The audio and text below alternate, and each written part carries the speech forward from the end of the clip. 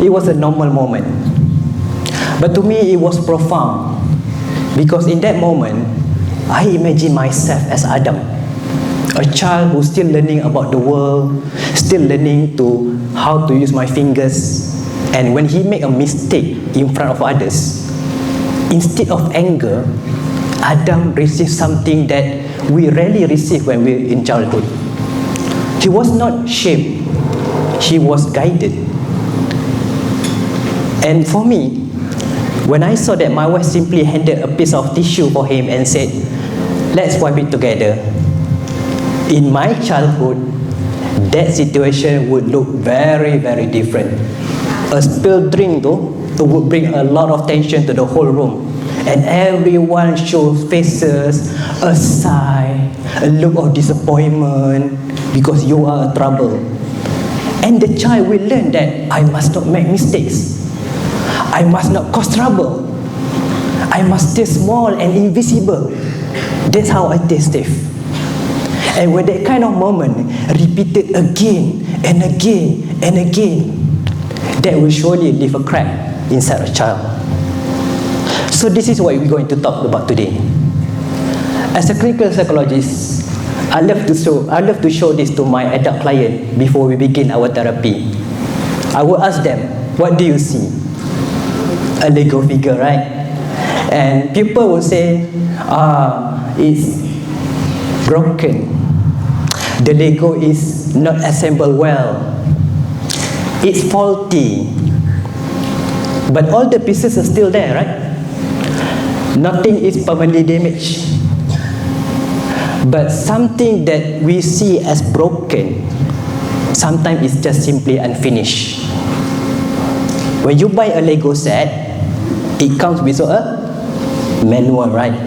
A step-by-step instruction to show us which pieces to go where. And when you follow the manual, the final product will be how it's supposed to be. But what do you do when there's no manual to refer to? You guess. You try your best by try and error. Sometimes it fits, sometimes it doesn't, sometimes it feels off. Now imagine with the more complicated Lego set. And this happened not because the Lego is broken. It's just that you don't have a manual to refer to when building the Lego. But unlike Lego, children does not born with a manual. Can you imagine when you were born, you have QR code like this on your forehead, and your parents just simply scan using phone, and there will be a PDF showing, this is how you regulate my emotion, this is how you deal with my temper tantrum, and this is how you help me to deal with my feelings. There's no such thing. And the older generation, the parents for previous generation, parenting knowledge was not widely available as before, as today. So what did they do? They guessed. They tried their best. And most of the time, they just simply repeating how they were raised. And sadly, some parts work, some part did not, some part leave a crack. And this crack sadly is being from generation to generation until us. I hit you because my father hit me. I compare you with others because I was compared to when I was a child. Just like a Lego assembled without a manual, we grew up feeling not quite right.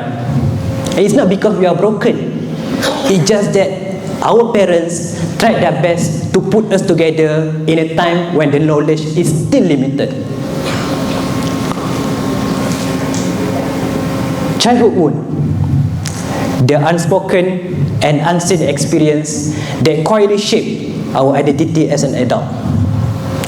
Today we're going to explore how these wounds were formed and how they live inside us now. And most importantly, how we can begin the healing journey.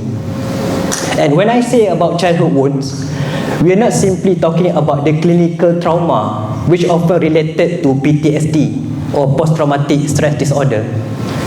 Childhood wounds sometimes can come from a very something much quieter and normal. A lack of attention, being told to stop crying, being shouted for your honest mistakes. Can you imagine growing up with a person who do that to you, who's supposed to make you feel safe? That experience, surely, if repeated again and again, will shape a child's inner world. And they will then start to begin a firm belief about themselves and the world, such as, I'm not good enough. My feelings are not important. Speaking up is dangerous. Love needs to be earned. Anything familiar? Ouch. Okay? Ever heard the Malay saying, rumahku, syurgaku? You know, it literally means my house, my paradise.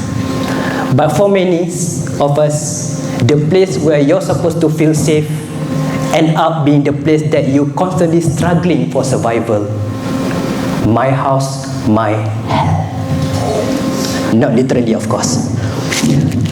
And to help us understand how does childhood wound affects our brain to our adulthood, let me explain in a very simple way by introducing you 3 characters in our brain. The first one is hippie or hippocampus. She is the smart librarian who is in charge of our memories, our story, our experience, our emotion, and she keeps everything neatly. Whenever you request it, she will retrieve it to you. Second, we have Professor Frontal or prefrontal cortex. He is the scientist who is in charge of our brain, our calm, logical, organized. He helps us to find the solution, finding a problem-solving method, to find a ways what to do next. When he is in charge, we think clearly and we act wisely. And last but not least, amygdala or Amy. She is the security guard, the one who is in charge to protect us from danger. Her job is quite simple. Whenever she senses something is dangerous, a potential threat, she will hit the alarm system. And when the button was pushed, our brain will send a signal. Our heart will beating faster. That's not sound effect, okay? And muscles become tightened. And our breathing becomes shallow. Because your brain tells your body to get ready to go into the fight, flight or freeze.